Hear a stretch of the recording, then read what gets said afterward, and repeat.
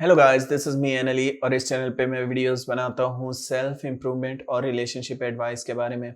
और आज की मेरी वीडियो का टॉपिक है they check my social media, are they interested.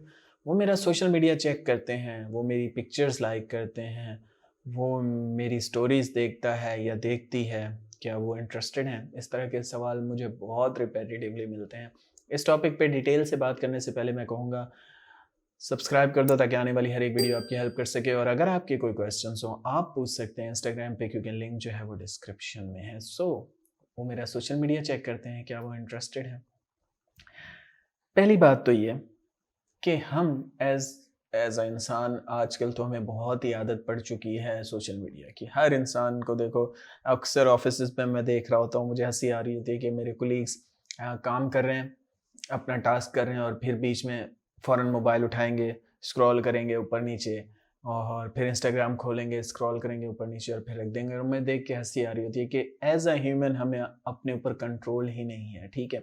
इस वीडियो के थ्रू मैं एक आपको टिप भी देना चाहूँगा, वो ये कि अपने नोटिफ़िकेशंस ऑफ कर दें ताकि आप मोर प्रोडक्टिव हों, क्योंकि ये ऐप्स बनाई ही इसलिए गए हैं ताकि आप इन ऐप्स के ऊपर ज़्यादा से ज़्यादा टाइम स्पेंड करें और वो आपने एड्स रन कर सकें और आपका डेटा ले सकें। और बहुत इसके पीछे एक साइंस है।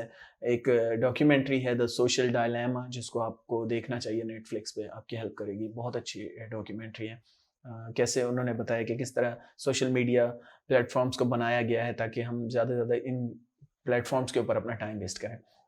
ठीक है, वैल्यूएबल कंटेंट ना देखें, मीम्स और ये चीज़ें ही देखते रहें। तो इसलिए जिस तरह आप वेस्ट करते हैं, उस तरह वो भी वेस्ट करते हैं। तो ठीक है, अगर उसने कोई पोस्ट लाइक किया है या उसने कोई आपकी स्टोरी देखी है, अम, तो लाज़मी नहीं कि वो आपके अंदर इंटरेस्टेड है। हाँ, क्यूरियोसिटी हो सकती है, ठीक है? लेकिन क्यूरियोसिटी और इंटरेस्ट लेने में एक थोड़ा डिफ़रेंस है, ठीक है? क्यूरियोसिटी एक हद तक होती है, इंटरेस्ट तब होता है जब हम कुछ करने के लिए तैयार हो जाते हैं, ठीक है?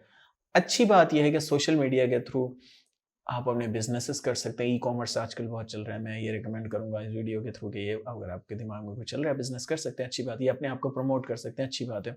अपनी हैप्पीनेस शो कर सकते हैं, ये भी अच्छी बात है।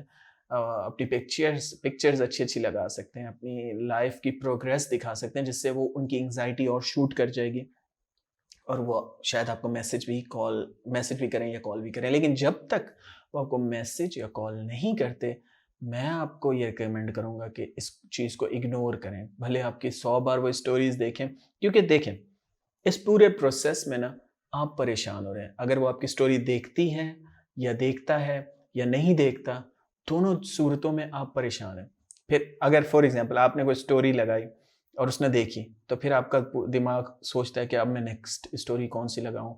अच्छा, आपने नेक्स्ट स्टोरी लगाई, उसने पूरा दिन नहीं देखी, आप परेशान हैं, यार आज उसने स्टोरी क्यों नहीं देखी, क्या उसका इंटरेस्ट नहीं है?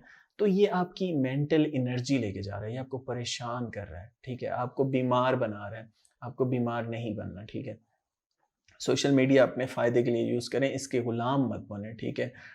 Don't get high on your own supplies ये फ़नी टाई लोपेज़ कहता है, अक्सर मैं उसकी वीडियोज़ देखता हूँ तो वो कहता है। तो मुझे ये चीज़ बड़ी उसकी अच्छी लगती है। वो अक्सर सोशल मीडिया पे लोगों को यही कहता है कि सोशल मीडिया को एज़ अ बिज़नेस यूज़ करें, इससे खुद बेवकूफ़ ना बनें। तो दैट्स व्हाई अगर वो फ़ेस टू फ़ेस बात नहीं करते, वो आपको मैसेज नहीं करते, वो कॉल नहीं करते, तो कोई फ़ायदा ही नहीं है ना इन चीज़ों का।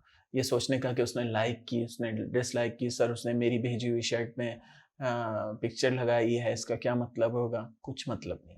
आपको जानने की ज़रूरत ही नहीं है। आपने पहले दिन से ही मूव ऑन करना है ब्रेकअप के बाद। पहले दिन उसने कहा she want breakup with you या he want breakup with you, आपने कहा ओके और आप अपने काम में बिज़ी हो जाएँगे, ताकि आपकी मेंटालिटी फ्रेश रहे। आई नो आप ह्यूमन हैं, आपको दर्द होगा, आपको पेन होगा, लेकिन जो मैं चीज़ें बता रहा हूँ अगर आप इन पे अमल करेंगे तो कम दर्द होगा और आप जल्दी मूव ऑन कर जाएँगे, जल्दी हील कर जाएँगे और वो भी वापस आ जाएँगे तब तक।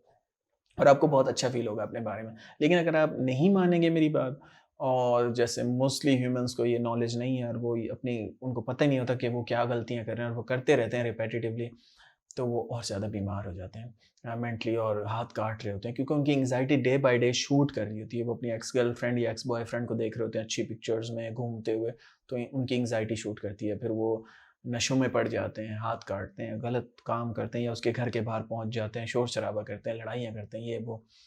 ये नहीं करना। इमोशंस पे कंट्रोल रखना है। EQ के बारे में लर्न करें कि EQ क्या चीज़ है, ठीक है। और इमोशनल इंटेलिजेंस बहुत इंपॉर्टेंट है, लाइफ में बहुत काम आती है। So that's it for today.